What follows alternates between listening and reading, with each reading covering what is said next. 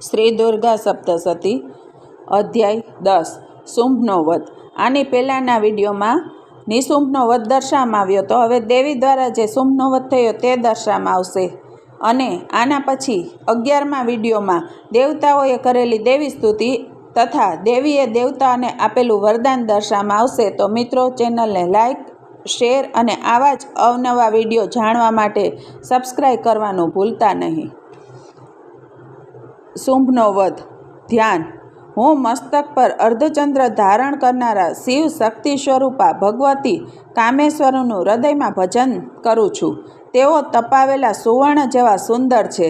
સૂર્ય, ચંદ્રમા અને અગ્નિ આ જ ત્રણ તેમના નેત્રો છે તથા તેઓ પોતાની મનોહર ભુજામાં ધનુષ્ય, બાણ, અંકુશ, પાસ અને શૂળ ધારણ કરેલા છે। ઓમ। ઋષિ કહે છે, હે રાજન, પોતાના પ્રાણ સમાન પ્રિય ભાઈ નિશુંભને માર્યો ગયેલો જોઈને તથા સઘળી સેનાનો સંહાર થતો જોઈને શુંભે ક્રોધિત થઈને કહ્યું, દુષ્ટ દુર્ગા, તું બળના અભિમાનમાં આવીને ખોટે ખોટો ઘમંડ ના બતાવીશ। તું ઘણી માનીની બનેલી છે, પરંતુ તું તો બીજી સ્ત્રીઓના બળનો સહારો લઈને યુદ્ધ કરે છે। દેવી બોલ્યા, ઓ દુષ્ટ, હું એકલી જ છું। આ સંસારમાં મારા સિવાય બીજી કોણ છે જો આ બધી મારી જ વિભૂતિઓ છે, તેથી મારામાં જ પ્રવેશ કરી રહી છે। ત્યારબાદ બ્રહ્માણી વગેરે સમસ્ત દેવીઓ અંબિકા દેવીના શરીરમાં લીન થઈ ગઈ અને ત્યારે માત્ર અંબિકા દેવી જ રહ્યા।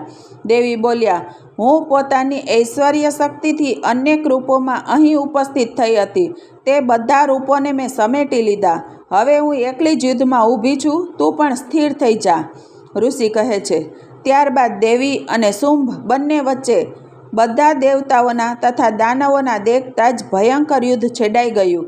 બાણોની વર્ષા અને તીક્ષ્ણ શસ્ત્રો તેમજ દારૂણ અસ્ત્રોના પ્રહારોને કારણે તે બંનેનું યુદ્ધ બધા લોકો માટે ઘણું ભયાનક લાગ્યું।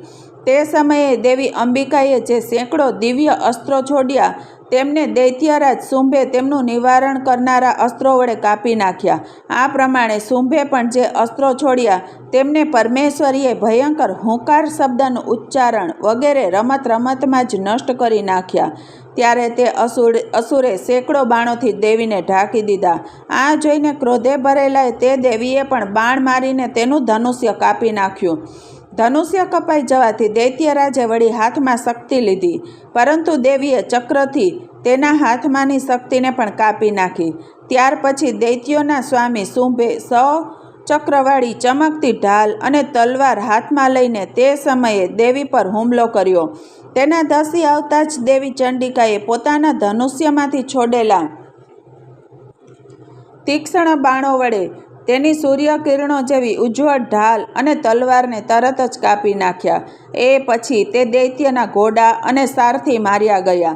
તેનું ધનુષ્ય તો પહેલાં કપાઈ ચૂક્યું હતું, તેથી હવે તેણે અંબિકાને મારવા માટે ઉદ્યત થઈને ભયંકર મગદળ હાથમાં લીધું। તેને આવતો જોઈને દેવીએ પોતાના તીક્ષ્ણ બાણોથી તેનું મગદળ પણ કાપી નાખ્યું। તેમ છતાં પણ તે અસુર મુક્કો વાળીને ભારે વેગપૂર્વક દેવી તરફ ધસ્યો। તે દૈત્યરાજે દેવીની છાતીમાં મુક્કો માર્યો ત્યારે તે દેવીએ પણ તેની છાતીમાં એક થાપટ ચોડી દીધી। દેવીની થાપટ ખાઈને દૈત્યરાજ શુંભ ધરતી પર લથડી પડ્યો, પરંતુ ફરીથી એકાએક પહેલાંની જેમ જ ઊભો થઈ ગયો। પછી તે ઉછળ્યો અને દેવીને ઉપર ઉચકીને આકાશમાં જઈ ઊભો।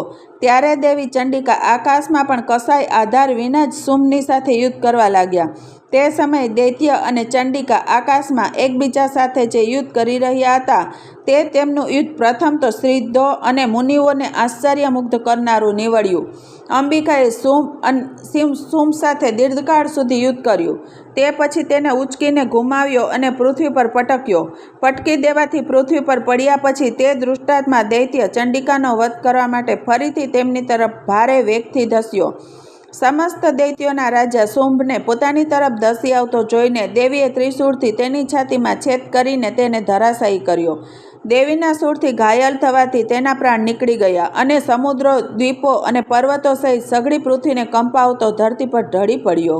ત્યારબાદ તે દુરાત્મા માર્યા જવાથી સમસ્ત જગત પ્રસન્ન અને સંપૂર્ણ સ્વસ્થ થઈ ગયું તથા આકાશ પણ સ્વચ્છ દેખાવા લાગ્યું।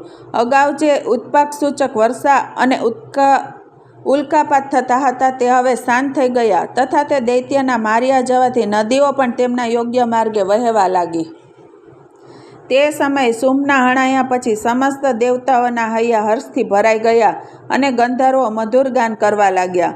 બીજા ગંધર્વો વાદ્યો વગાડવા લાગ્યા અને અપ્સરાઓ નૃત્ય કરવા લાગી. પવિત્ર વાયુ લહેરાવા લાગ્યો અને સૂર્યનું તેજ ઉત્તમ થઈ ગયું. અગ્નિશાળાનો બૂંઝાઈ ગયેલો અગ્નિ આપોઆપ પ્રજ્વળી ઉઠ્યો અને સમસ્ત દિશામાં ભયંકર અવાજો સમી ગયા.